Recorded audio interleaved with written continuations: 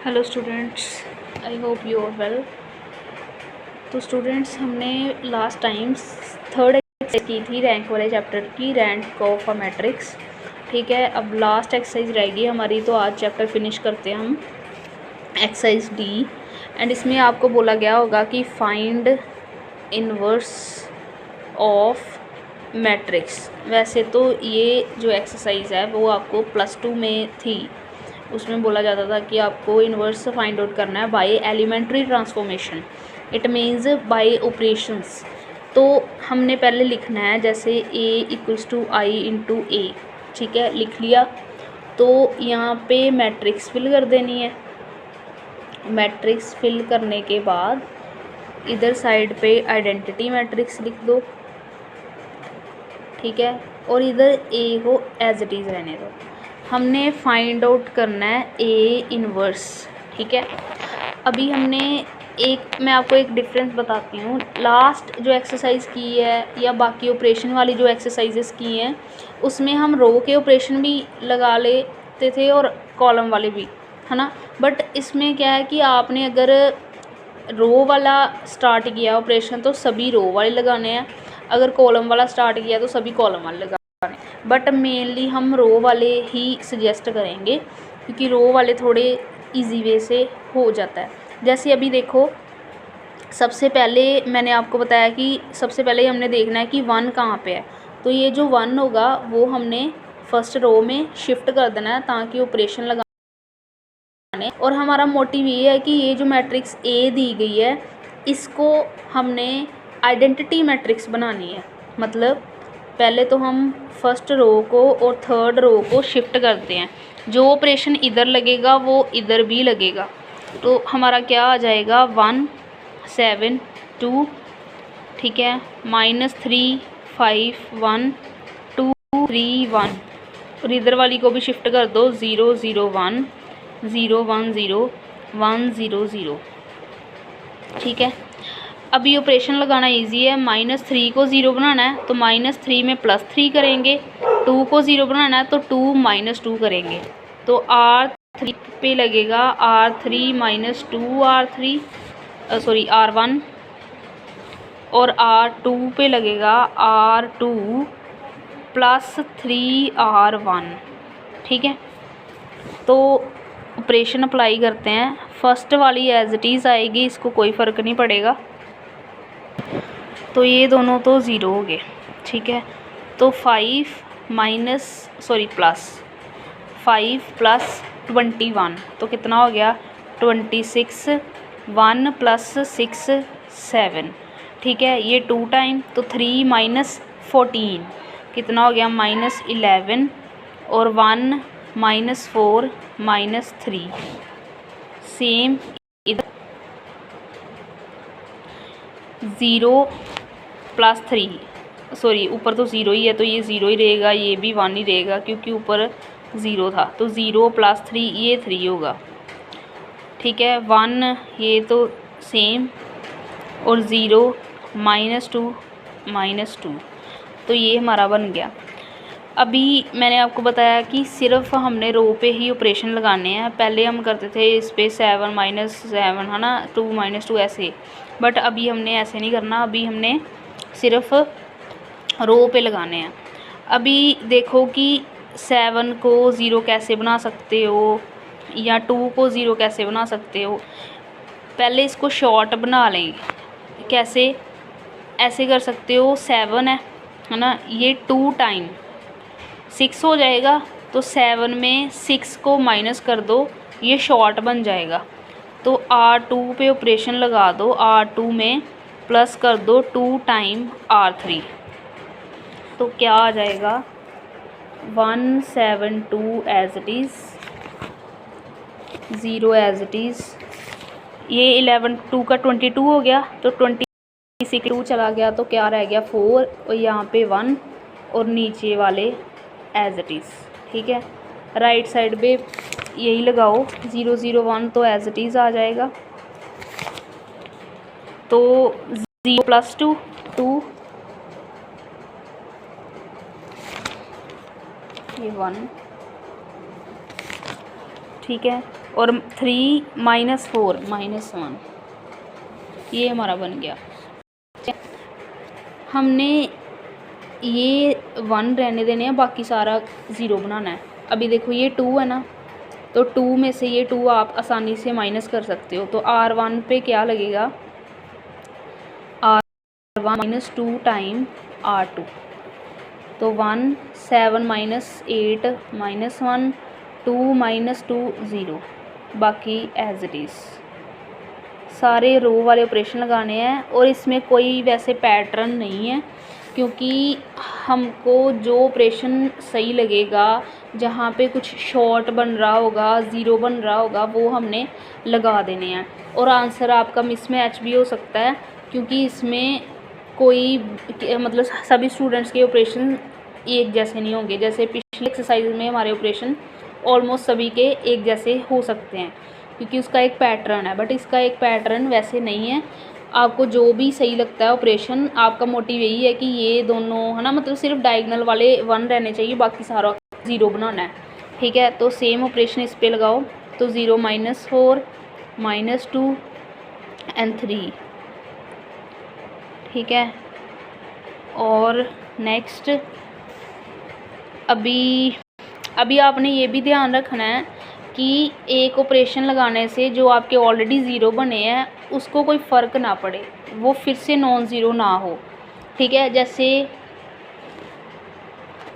Suppose करो आप इसको -11 है ना, इसको शॉर्ट बनाओ, मतलब R प्लस जैसे 4 3 का 12 होता है, तो 12 - 1 रह जाएगा ना, तो 3 टाइम R2 कर दो, तो 1 - 1 0 0 4 1 0 -11 + 12 1 -3 + 3 0।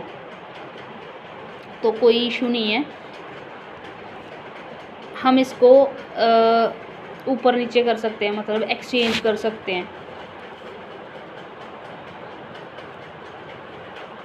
अभी इस पे लगाओ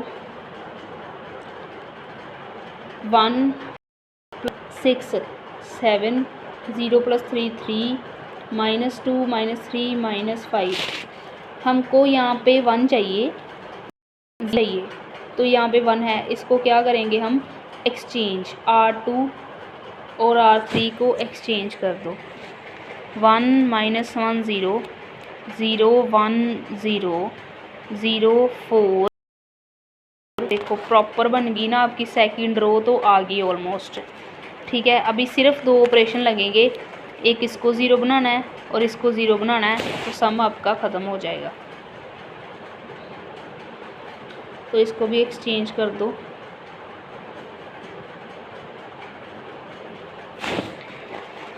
तो R1 पे क्या ऑपरेशन लगेगा, R1 में R2 को प्लस कर दो, और R3 पे क्या लगेगा, R3 में 4 टाइम R2 कर दो।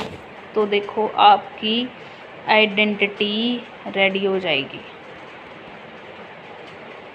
ठीक है, और इधर भी सेम ऑपरेशन लगाओ, इन दोनों को प्लस 11 1 -2, सेकंड वाली सेम, और ये देखो 2 - 28, 2 - 28 कितना हो गया, -26 -26।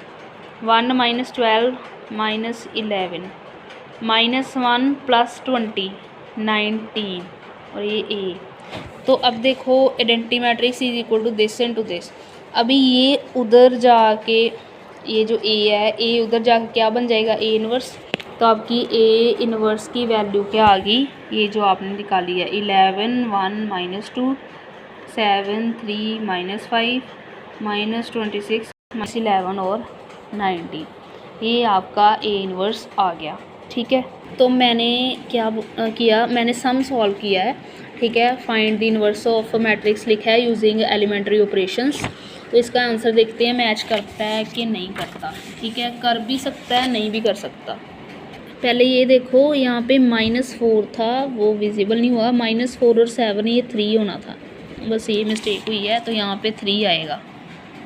ठीक है, अभी मैच करते हैं। देखो 3 1 -2 7 3 -5 -26 -11 19। तो हमारा आंसर मैच कर गया। तो अगर आप थोड़े सही तरीके से ऑपरेशन लगाओगे, प्लस माइनस सही करोगे, तो आपका आंसर बुक वाले से मैच कर सकता है। बट अगर थोड़े टिपिकल ऑपरेशन लगाए हैं, थोड़े मैच नहीं कर रहे, आंसर भी मैच नहीं कर रहा, तो कोई इशू नहीं है। बट आपके ऑपरेशन सही होने चाहिए, आपका मेथड सेम होना चाहिए और आइडेंटिटी मैट्रिक्स बननी चाहिए। जो ऑपरेशन लेफ़्ट साइड पे लगे हैं वही राइट साइड पे लगने चाहिए। और रो वाइज लगाओगे तो इजी रहेगा, कॉलम वाइज थोड़ा टिपिकल हो जाता है। तो ऐसे आप ए इन्वर्स फाइंड आउट कर सकते हो। तो इसी के साथ आपका जो चैप्टर नंबर 3 है, रैंक ऑफ द मैट्रिक्स, ये आपका फिनिश हो जाएगा। तो देखो हमने ये देखो फाइंड द इन्वर्स है ना, सभी में यही बोला गया है। और यहाँ पे स्पेशल मेंशन भी किया गया बाय एलिमेंट्री रो ऑपरेशंस कि सिर्फ रो लगाने हैं। बट हर किसी में मेंशन नहीं किया होगा, तो नहीं भी किया तो आपको अंडरस्टूड होना चाहिए कि हमने जो है एक ही ऑपरेशन लगाने हैं रो या कॉलम वाले। बट हमने सजेस्ट यही करना है कि हम रो वाले लगाएं। तो आपने 2-3 एग्जांपल्स को अच्छे से इसको प्रैक्टिस कर लेना कि ये वाला चैप्टर भी आपका रेडी हो जाए। रैंक वाले में एक बार सम अप कर लेते हैं।